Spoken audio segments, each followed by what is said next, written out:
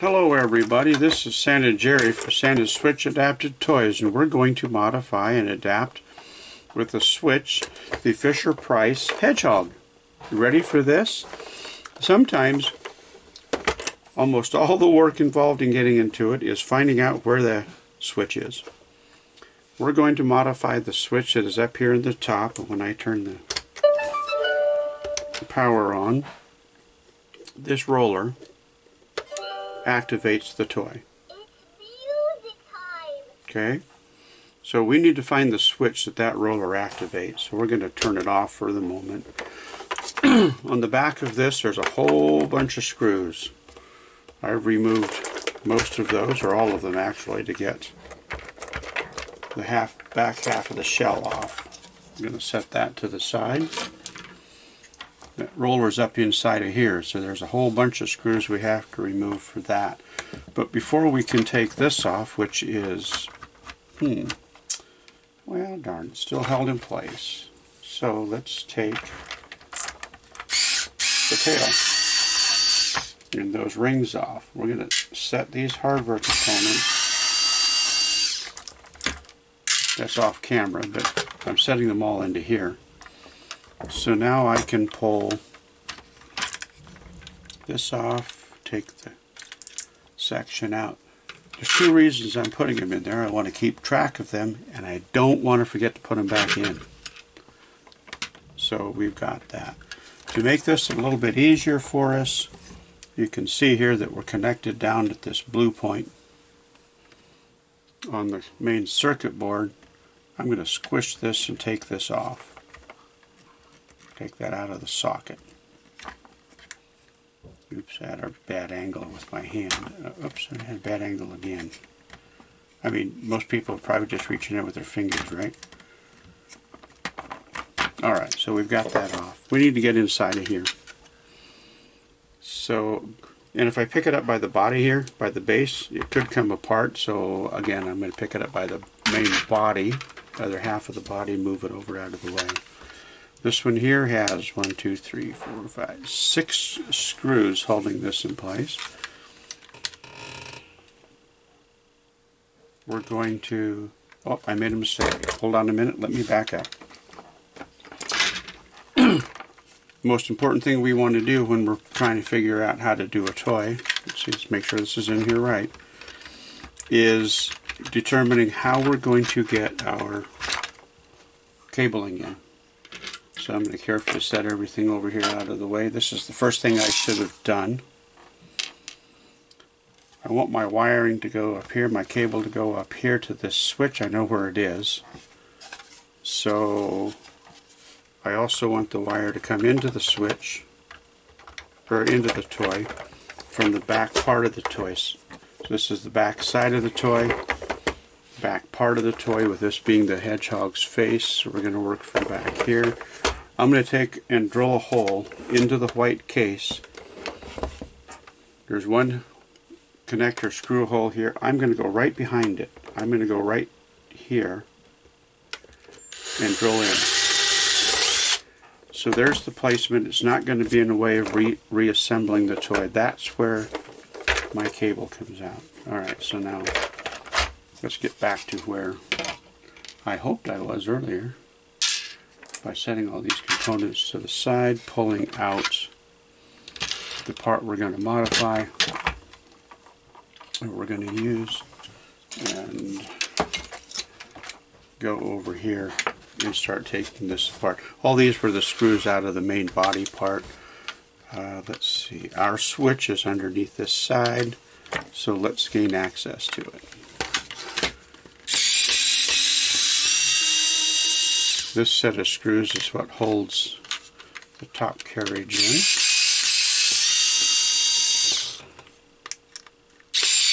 I didn't take any of these apart in advance.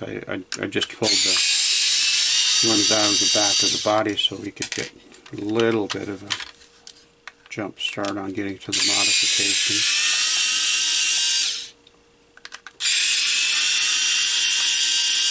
So now I've got access to underneath this plate. Pull this plate out of the way. This plate, by the way, we're going to find there could be a surprise in here. I'm going to squish it down so it doesn't move for a moment. A part of the fun activity on this toy is being able to turn this bug, this bee, and that is held in place by this plate as well as this toggle, which down here. So when you take this out, sometimes this piece will fall off that's attached into here, and this makes it a little awkward to get that out. But keeping that in mind, and again, you want to keep track of all your parts so that nothing gets misplaced in the reassembly. There's the switch we're going to modify. Very difficult to reach all the way down there with the soldering, so I'm going to just grab a hold of that and take it out. Set it to the side. Now our next step is to get our wire hooked up, our adapted cable. Set that aside for just a moment. So here's my adapted cable, and I'd mentioned in other videos I use stereo cables. And stereo cables have 3 wires on them. Which would be the common and left and right ear, I suppose, on stereo, right? So in order to make this into a mono cable, you need to identify which those are. On this one, we have blue is the common, and red and black are the left and right ear. And I made up this little test box so that I can test these quickly. Let's put that out here. I'm going to cross these 2 wires, make the connection, and you can see that both of those lights light up. Both of those lights light up because both of those wires are being crossed in for jumper. If only one of those lit up, then it would be a problem. I'll tell you what, I'm going to take this. This is, if you want to skip ahead to just how to fix the that toy, you can do that. Once this box is out of frame, we'll be back to the lesson. So I've got 3 wires. You open up one of these mono cables, or stereo cables, and you got 3 wires. I learned, I had a mistake a long time ago. I had, one of the wires was, I had a whole bunch of wires that were red, yellow, and white. And I says, oh, I tested a bunch of them. The red one was the common. Great. So I soldered together all the yellow and the white wires, not knowing that this was occurring. I have a light on. That's shorted out. That's not what we want. That will not make a reliable switch. So I had to go through and figure out what the problem was. The problem was the cable manufacturers don't care what color those wires are. They just have spools of wires. They want to make sure 3 wires run and they're connected at both ends of the cable. We do care. We need to make sure that this is not occurring. So, what was I had here? Okay, so as long as there's a single light lighting up, this is not correctly wired. A single light lights up, that's not correctly wired. Let me pull these apart. And so here quickly here we had the red and the blue, that powered up something. The red and the black, oh, that does not power up anything. The black and the blue, that powers up something.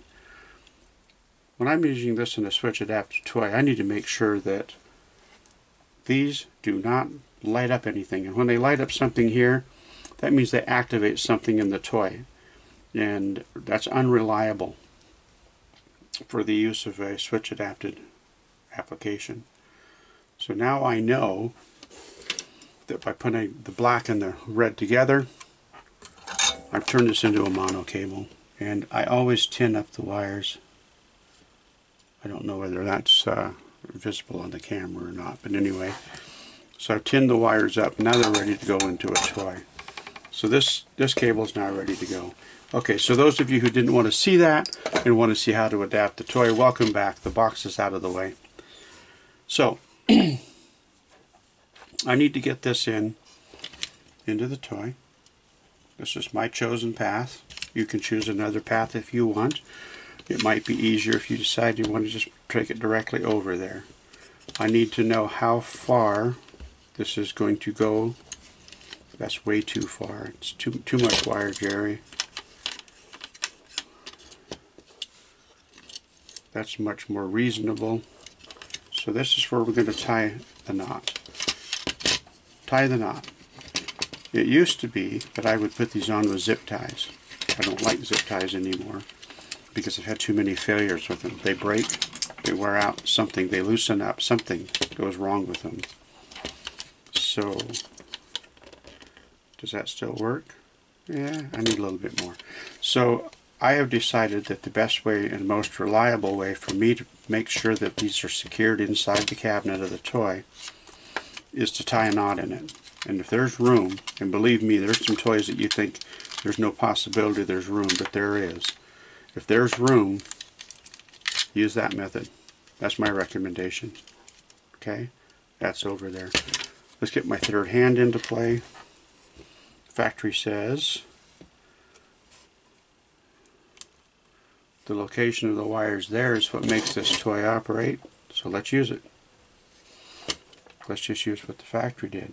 I don't know if you can see that. Let me hold it back to the camera a little bit. See if it focuses in.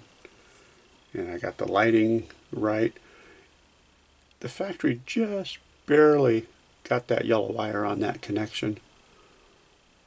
It worked. It's solid as the dickens. It's not going to fall off.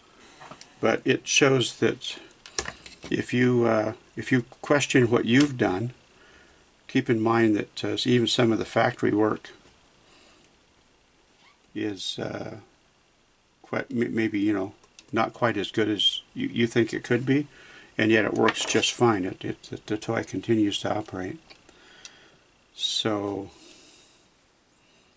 I'm going to hook one side of our cable to yellow side of this. I don't like using tweezers, but sometimes from the camera view it helps that you can see what I'm doing without my hands in the way. So we've melted that, soldered it in. Hold it long enough that the solder cools, otherwise it's a problem. I was able to keep the yellow and the white wire on there. We're going to add this to the other side.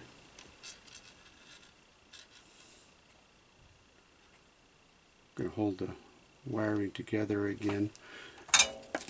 If you're looking real carefully, you can see that, oh, it looks like I'm getting ready to cross the wires, but I'll fix that. Okay. That's soldered together. I'm going to take a screwdriver and I'm going to put it between those. I'm sure, I don't know if you can see this on the camera or not. I'm just bending them a little bit. I don't want any accidental shorting out of the wires. A little tug on the wires to make sure everything's soldered right.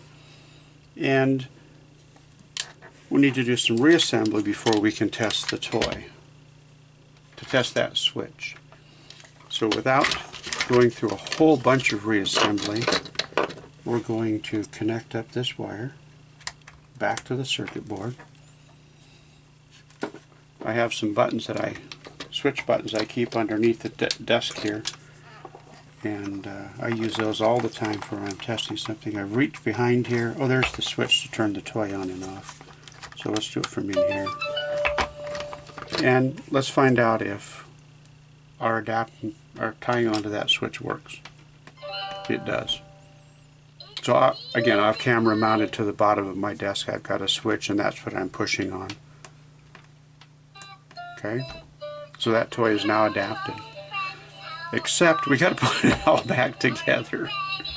So let's turn it off. Again, I'm going to disconnect this wire off the circuit board so that I can reassemble that top case. Okay, without having too many things in the way. So, what's it take? That rolled out of there. This is here. It's good to go. This was in here this direction. This was in here, pointing with the red button pointing to the switch itself pointing to this roller wheel, and the wiring pointing away from it. Maybe I can set this out of the way for a moment while I set this into place.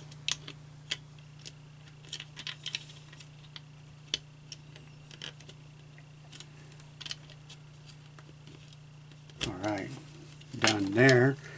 Tuck that wire down out of the way. This path is not interfering with any reassembly. We'll push that in there. Put this back together.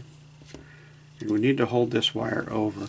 It's best if this wire can be channeled up through this path right here. This is what was intended in the from the manufacturer as far as managing that wire. So we're going to see if we can set it and keep it in that path when we put that red plate back on. So this clicker thing here and that hole there needs to line up with this, and that can be somewhat of a challenge because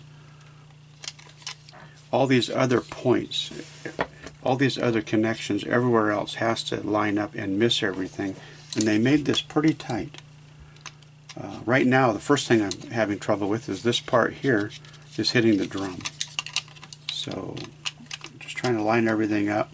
Make sure you get that button, that B, turned into the right location.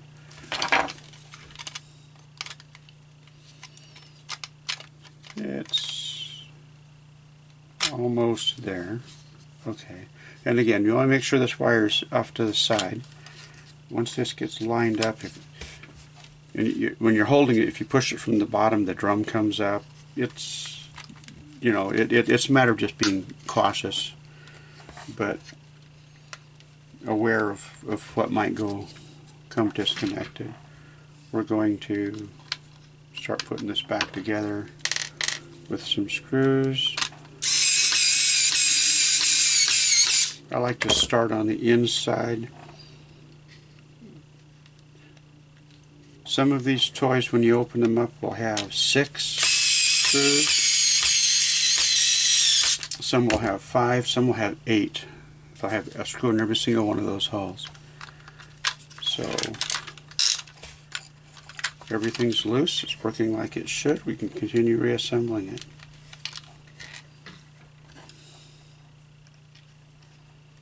So I've left my adaptive switch connected to it, because before I completely close up this case, I again want to verify that the let's see, there wasn't one there, there was one here. That's just say sometimes they don't put them, even the factory didn't put them all in. It shows that they're all not needed, but what am I going to do with a bunch of extra screws if I don't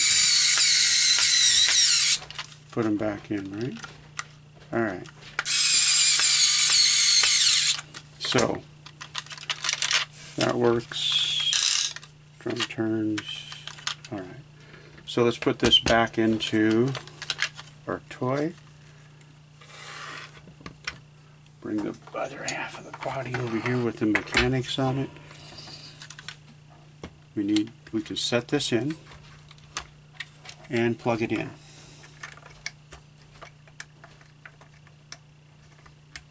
Okay, so reassemble it. The tail goes through the hole in the back. 2 screws. Where's my battery? There we go. 2 screws that hold the tail up there. Oops, I just dropped one on the floor.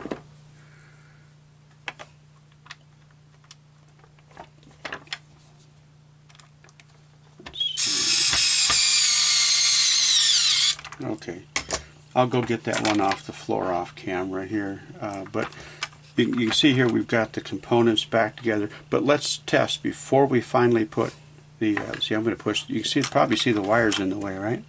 It will not be in the way. It'll be easy for it to move out when we put that case back on. So let's turn the toy on.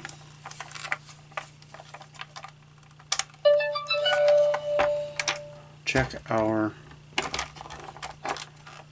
switch, and we're good. It's music time. Okay. So other than the reassembly, that's how easy it is to fix the... Turn this back off. That's how easy it is to fix the Hedgehog.